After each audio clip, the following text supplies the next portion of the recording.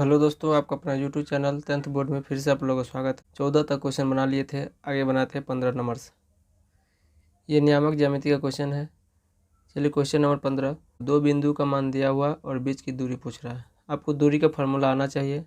Root under x2 minus x1 का whole square plus y2 minus y1 का whole square. अब यहाँ पे जो है मान बैठा देना है। x2 का मान, x1 का मान, y2 का मान, y1 का मान। यहाँ पे दिया हुआ x1 का ये मान है, y1 का ये मान है, x2 y2 का ये मान है। यहाँ पर मान पुट कर देना है तो 4 का वर्गमूल निकाल लेना है 2। Option number B. फॉर्मूला आपको याद होना चाहिए तब क्वेश्चन बनेगा। याद करने का तरीका बहुत आसान है। एक्स वाला जितना मान होता है उसको अंतर करके स्क्वायर कर देना है, और वाई वाला जितना मान होता है उसको अंतर करके स्क्वायर करके रूट निकाल देना है। क्वेश्चन नंबर 16 है कि सरल रेखाएं x बराबर -2 तथा y बराबर 3 का कटान बिंदु क्या होगा। अब यहाँ पर ग्राफ हम बनाए हैं, x अक्ष y अक्ष, हॉरिजॉन्टल लाइन, पैरेलल लाइन, समझिए, क्षैतिज रेखा और ऊर्ध्वाधर रेखा। अब यहाँ पे ऊपर जाएंगे तो प्लस, नीचे आएंगे तो माइनस। एक्स अक्ष पर भी दाएं चलेंगे तो प्लस, बाएं चलेंगे तो माइनस। ये संख्या रेखा होता है। अब यहाँ पर हमको दिया हुआ कि x का मान -2 लेना है, तो x माइनस वाला किधर होगा, बाएं तरफ, तो इधर चलेंगे 2 आ गया -2। y का मान 3, प्लस में जाना है तो नीचे आएंगे तो माइनस होता है, ऊपर जाना है प्लस, तो 1 2 3 यहाँ पाएगा। दोनों बिंदु जहाँ मिलेगा उसको कहते हैं कटान बिंदु। जहाँ दोनों बिंदु मिलेगा उसको कटान बिंदु। वहाँ पर आप निर्देशांक का मान लिखना है, तो x वाला जो मान पहले लिखता है, y वाला मान बाद में। तो -2 और 3, तो यही पूछा कि कटान बिंदु कितना होगा, तो ये कटान बिंदु जहाँ कटा ये बिंदु कितना होगा, -2 और 3। समझ गए। अगर इस टाइप का क्वेश्चन पूछेगा तो सीधा आप आंसर लगा दीजिएगा। जितना दिया रहेगा ना वही मान होता है। अगर जितना दिया रहेगा वही मान होता है। देखिए x का मान -2, y का मान 3। सीधा आप बिना बनाए आंसर लगा सकते हैं इस क्वेश्चन में। समझ गए। जहाँ कटान बिंदु तो यही होगा, x का मान, y का मान। Option number A. चलिए अगला क्वेश्चन देखते हैं। क्वेश्चन नंबर 17 है कि बिंदु इतना इतना के बीच की दूरी। सेम क्वेश्चन है जो 15 नंबर बनाए ना अभी, सेम क्वेश्चन। यहाँ पर मान दिया अलग अलग, मतलब यहाँ पर अंक दे दिया, वहाँ पर साइन कॉस था, यहाँ पर अंक दिया। फॉर्मूला याद रखिएगा। यहाँ पर मान बैठा दिए हैं, x2 x1 का मान, y2 y1 का मान। यहाँ पर हल करेंगे तो माइनस माइनस समान चिन्ह जुट जाएगा तो प्लस, 7 5 12 का स्क्वायर 144। यहाँ पर देखिए माइनस इंटू माइनस प्लस, 4 1 5, 5 का स्क्वायर 25, जोड़ेंगे 169, वर्गमूल 13। Option number B. चलिए अगला क्वेश्चन देखते हैं। क्वेश्चन नंबर 18 है कि y अक्ष पर वह बिंदु जो बिंदु इतना और इतना के समदूरस्थ हो। ये x अक्ष है, ये y अक्ष है। अब क्वेश्चन में कह रहा है कि y अक्ष पर बिंदु, तो याद रखिएगा कि y अक्ष पर जो भी बिंदु होगा ना तो x का मान 0 हो जाता है।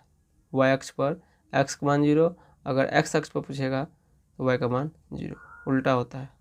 x अक्ष पर कोई बिंदु पूछेगा तो y का मान 0 हो जाएगा, अगर y अक्ष पर पूछेगा x का मान तो x का मान 0 हो जाएगा। अब कह रहा है y अक्ष पर वह बिंदु ज्ञात कीजिए। y अक्ष पर जब भी जाएंगे तो x का मान 0 होगा।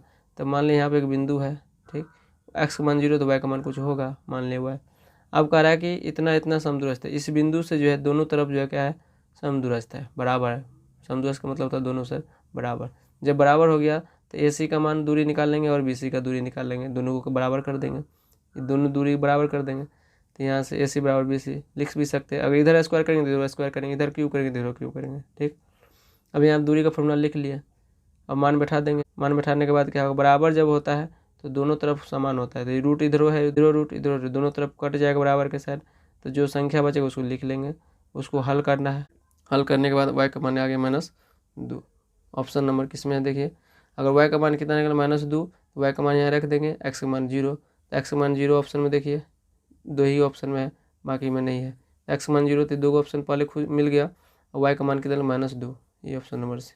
तो जब ये x वाला जो मान क्या होगा 0, तो देखिए ऑप्शन में किस में है, ऑप्शन में इसमें है ए में और सी में, बाकी में देखिए दोनों में ऑप्शन में नहीं है। तो ये दोनों ऑप्शन पहले छट गया, तो ये दोनों ऑप्शन है।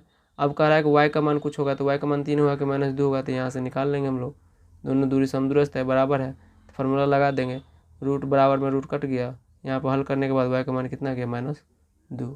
Option number C. अच्छे से देख लीजिएगा, अगर जो दिक्कत होगा तो कमेंट करिएगा, अगला वीडियो में बता देंगे। चलिए क्वेश्चन नंबर 19 देखते हैं। 19 नंबर क्वेश्चन है PQRS एक आयत है जिसके शीर्ष दिया हुआ है PQRS का मान, और आयत का क्षेत्रफल क्या होगा। हम यहाँ पे हिंट थोड़ा दे देते हैं, समझ लीजिएगा। एक आयत बना लिए हैं PQRS, चारों बिंदु का मान दे दिया पी क्यू आर एस, निर्देशांक दिया हुआ है। अब कह रहा है क्षेत्रफल। आयत का क्षेत्रफल क्या होता है? लंबाई गुने चौड़ाई। तो यहाँ पे लंबाई ये हुआ, तो आयत में क्या होता है? आमने सामने का भुजा बराबर होता है, लंबाई भी बराबर होता है आमने सामने में, चौड़ाई भी बराबर होता है। जब कोई एक भुजा का मान निकलेगा तो दूसरा भुजा का मान पता चल जाएगा। तो हम क्या किए? पी क्यू का मान निकालने हैं। तो पी क्यू का मान निकालने थे, दूरी निकला 6, दूरी के फॉर्मूला से निकलेगा। क्यू आर का दूरी निकल गया 2, अब यहाँ 6 यहाँ 2, तो 6 दूना 12। आयत का क्षेत्रफल होता है लंबाई गुने चौड़ाई, तो लंबाई 6 चौड़ाई 2, 6 दूना 12, ऑप्शन नंबर डी।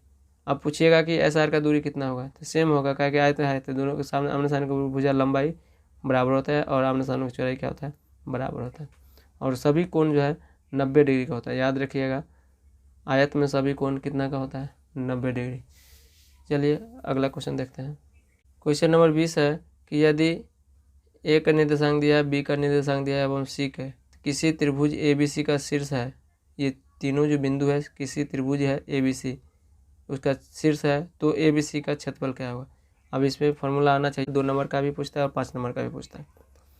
तो त्रिभुज का क्षेत्रफल होता है 1/2 बड़ी कोष्ट x1 into y2 minus y3 का whole square plus x2 into y3 minus y1, फिर बंध है कोष्ट, plus x3 into y1 minus y2, कोष्ट बंद बड़ी कोष्ट बंद।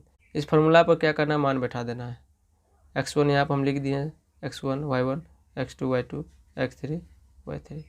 अलग अलग यहाँ पर x1 है, y1 है, x2 है, y2 है, x3 है, y3 है। हल करके आपका आंसर आ जाएगा 1/2 AB, option number B. Calculation आना चाहिए, बिना कैलकुलेशन का मैथ नहीं बनता है।